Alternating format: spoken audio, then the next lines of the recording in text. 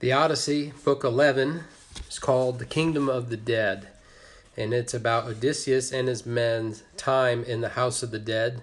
So far in our reading of Homer, beginning with the Iliad and then on into the Odyssey, we have heard a lot of the House of the Dead. When soldiers die, their souls go winging down to the House of the Dead. But now we're actually going to see it up close and see some of the denizens who reside there. And so the first thing that I want to point out, class, I'm assuming that you have your book in front of you, and you can turn to page 250. And I want to note the vulnerability that Odysseus experiences once he arrives at the House of the Dead. This is after he has built the trench and he has sacrificed the victims, meaning the cattle or the ewe. There is actually a sleek black ram that he has to give to Tiresias, and he fills the trench with blood. And this is beginning at line 41 on page 250. And up out of Erebus they came, flocking toward me now, the ghosts of the dead and gone, brides and unwed youths, and old men who had suffered much, and girls with their tender hearts freshly scarred by sorrow, and great armies of battle dead, stabbed by bronze spears, men of war still wrapped in bloody armor, thousands swarming around the trench from every side. Unearthly cries, blanching terror gripped me. So it's almost like a scene from a zombie movie where Odysseus is surrounded by this crowd of shambling dead. And it appears that the dead have not changed very much from their earthly lives in appearance. They even look like how they looked when they died. They're covered by bloody armor if they died in battle. The only thing that they have lost is their physical body. They are now just shades or spirits. They are not physically something that you can touch. In fact, Odysseus will try to hug his mother 3 times, and each time he's not able to do it because she is just a phantom. She's retained her intellect, she's retained her memory, but the dead are just shades at this point. They're just incorporeal spirits. But you can see the vulnerability of Odysseus, and it says, blanching terror gripped me. He is terrified by the sight of being surrounded by the dead. The first person that he converses with is Elpenor, who's his companion who fell off Circe's house and broke his neck after he had drank too much wine. And so they don't even know that he has died. They apparently didn't notice that he was not with them when they traveled to the House of the Dead. And so Odysseus says on page 251, Elpenor, how did you travel down to the world of darkness? Faster on foot, I see, than in my black ship. So Odysseus recognizes that Elpenor beat him to the House of the Dead, and the only way that could happen was if Elpenor had actually died himself, which is what had happened. And so Elpenor pleads with Odysseus that when he goes back to Aeaea, when he goes back to Circe's island, to bury his body, give full funeral rites, and then he will be able to rest in peace. We learn a little bit more about what happens if you're not buried in the Aeneid, and so we'll wait until we get to the Aeneid, because Aeneas will also make a trip to the kingdom of the dead. Aeneas is going to do everything that Odysseus does, only he's going to do it better. But that's for January, February, once we get into the Aeneid. The House of the Dead is referred to by Tiresias as the joyless kingdom of the dead. This is not a happy place. And so it's not surprising that the Greek perspective was that you do all that you can in life and you fight for glory and honor to be remembered and to be sung about after you've died, because the House of the Dead is a joyless kingdom. It is not a good place to be. And Tiresias is the blind seer. He's the prophet that Odysseus is supposed to meet and to offer a sleek black ram to. And then Tiresias will give him the information that he needs to continue his journey home. And so this begins on page 252. This is a longer section that goes into page 253.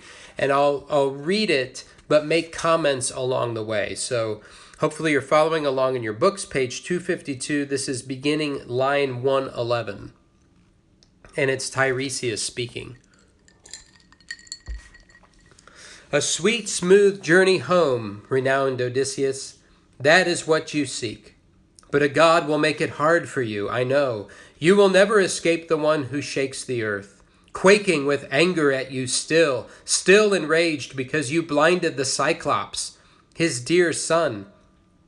Even so, you and your crew may still reach home, suffering all the way, if you only have the power to curb their wild desire and cure your own.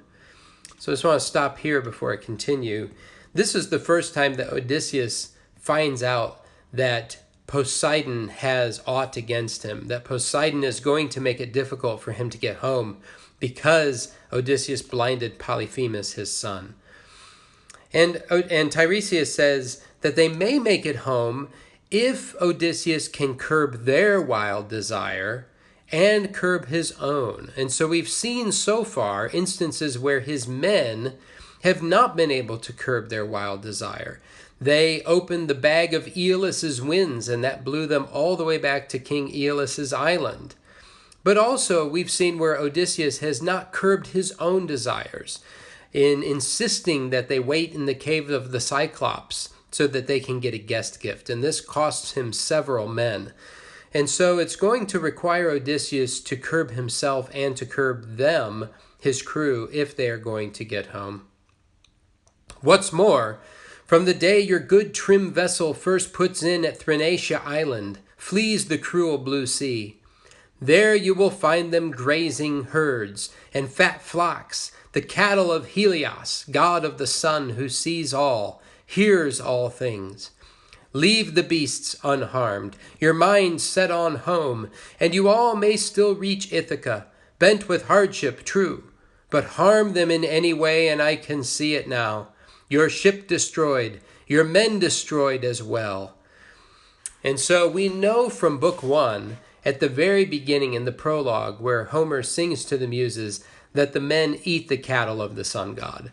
So we already know, you may not have remembered, but we already know that this is going to happen, what has been foretold by Tiresias as a warning.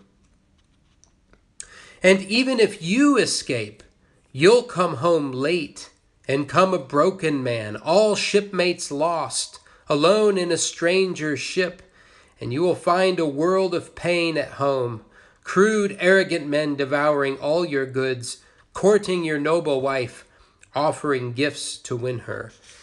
Now, most of this may be recognizable because this is the curse that Polyphemus calls down on Odysseus after Polyphemus learns who Odysseus really is. He calls down a curse that even if he makes it home, he'll come home late and a broken man, all shipmates lost, and he'll find a world of pain at home. And we know from the first 4 books that this is exactly what is waiting Odysseus. If he makes it to Ithaca, there is going to be a world of pain at home because the suitors are crowding his palace and courting his wife. Okay, continuing with the words of Tiresias. No doubt you will pay them back in blood when you come home. But once you have killed those suitors in your halls, by stealth or an open fight with slashing bronze, go forth once more you must. So just to pause here, Tiresias already foretells that Odysseus will kill the suitors, that it's going to happen. He will get home a broken man, and he'll find a world of pain, but he will have his revenge upon the suitors, and he will kill them. But that's not going to be the end of Odysseus' story. Tiresias continues, go forth once more you must. Carry your well-planed oar until you come to a race of people who know nothing of the sea, whose food is never seasoned with salt, strangers all to ships with their crimson prows and long slim oars, wings that make ships fly. And here is your sign, unmistakable, clear, so clear you cannot miss it. When another traveler falls in with you and calls that weight across your shoulder a fan to winnow grain, Then plant your bladed balance store in the earth, and sacrifice fine beasts to the Lord God of the sea, Poseidon, a ram, a bull, and a ramping wild boar. Then journey home, and render noble offerings up to the deathless gods who rule the vaulting skies, to all the gods in order. And at last your own death will steal upon you, a gentle, painless death. Far from the sea it comes, to take you down, borne down with the years of ripe old age, with all your people there in blessed peace around you. All that I have told you will come true. So after Odysseus defeats the suitors in his palace, he is going to have to undertake another quest. He will have to leave home. He won't be able to stay. He'll enjoy his nostos, his returning home, but he won't be able to stay there, and he'll have to go to a very distant land, one that knows nothing of the sea, one that wouldn't recognize an oar for what it is, but would think that it's a fan to winnow grain. That's how far away from the sea he is going to have to go. So it'll be a very long and distant quest, but after that, then he can return home. We don't get that story. The story ends, in book 24, the story ends before Odysseus has to undertake that quest.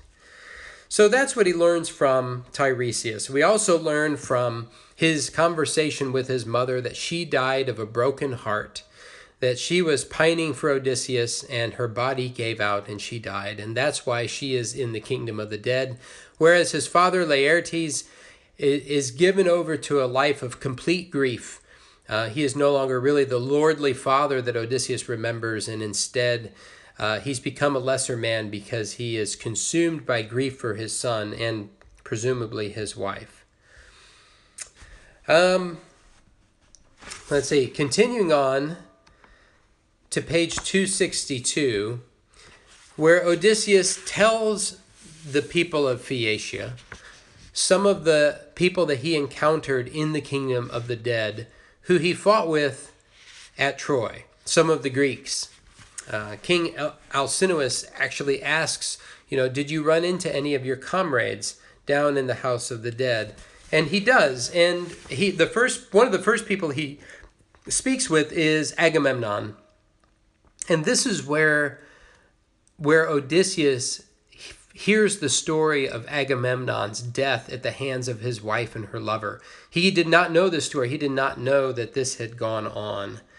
And so I won't go through the whole text of where Agamemnon tells the story, because we know the story by now. It's been told a couple of times to Telemachus. But I'll pick up on page 263, beginning at line 493, where Odysseus responds to Agamemnon's telling of the story. So he declared, and I cried out, "How terrible! Zeus, from the very start, the Thunder King, has hated the race of Atreus with a vengeance. His trustiest weapon, women's twisted wiles. What armies of us died for the sake of Helen? Clytemnestra schemed your death while you were worlds away." True, true, Agamemnon's ghost kept pressing on. So even your own wife. Never indulge her too far. Never reveal the whole truth, whatever you may know. Just tell her a part of it. Be sure to hide the rest. Not that you, Odysseus, will be murdered by your wife. She's much too steady. Her feelings run too deep. Icarius' daughter Penelope, that wise woman. And so Agamemnon gives Odysseus advice that when he gets home, he is not to fully reveal himself to his wife, but he is to wait. He is to be cagey. And this will explain some things toward the very end of the book about why Odysseus waits so long to reveal himself to Penelope. He says, be on your guard. And Odysseus is the man of twists and turns. He is very good at being on his guard and being wily and not fully revealing himself. Odysseus also speaks with Achilles, and we get some insight into Achilles. Remember, his fate was to live a long life with no glory or a short life with glory. And Odysseus, this is on page 265, says, "But you, Achilles, there's not a man in the world more blessed than you." Now remember, Achilles is dead. He is a shade in the kingdom of the dead. There never has been, never will be one. Time was when you were alive, we Argives honored you as a god. And now down here I see you lord it over the dead in all your power. So grieve no more at dying, great Achilles. And this is perhaps an attempt on Odysseus to be kind to Achilles in his situation, but he is hardly lord of the dead. Hades is the lord of the dead there. And people may follow Achilles around, but really he is just a shade. And this is why Achilles replies as he does, "No winning words about death to me, shining Odysseus. By God, I'd rather slave on earth for another man, some dirt-poor tenant farmer who scrapes to keep alive, than rule down here over all the breathless dead." So Achilles is right. It might have been better to live a long life and to remain alive than a short life with glory. He says, "I'd rather slave on earth for another man, some dirt-poor tenant farmer, than rule down here over all the breathless dead." It would be better to be alive than to be dead. And I think for those who heard this song, this epic sung, it confers a dignity to one's work, that even if one does the most menial labor, even if one does the most thankless job, but is alive, it confers a dignity onto that work, rather than to be renowned for glory, but to be dead and in the house of the dead. So that's his conversation with Achilles. He appeals to Ajax on page 267. This is beginning at line 620. We didn't hear much about Ajax so far in the story. We know that he was alive at the end of the Iliad, but Nestor in Book 3 says that Ajax died at Troy. And yet we don't know how or why. We get some of the details here on page 267, beginning at line 620. "Only the ghost of great Ajax, son of Telamon, kept his distance, blazing with anger at me still for the victory I had won by the ships that time. I pressed my claim for the arms of Prince Achilles." So at the funeral games for Achilles, Odysseus bested Ajax, and so distraught with grief and humiliation, Ajax killed himself. And in hindsight, Odysseus would rather have lost. But now they're facing each other here in the kingdom of the dead, and Odysseus is trying to appeal to Ajax to reconcile.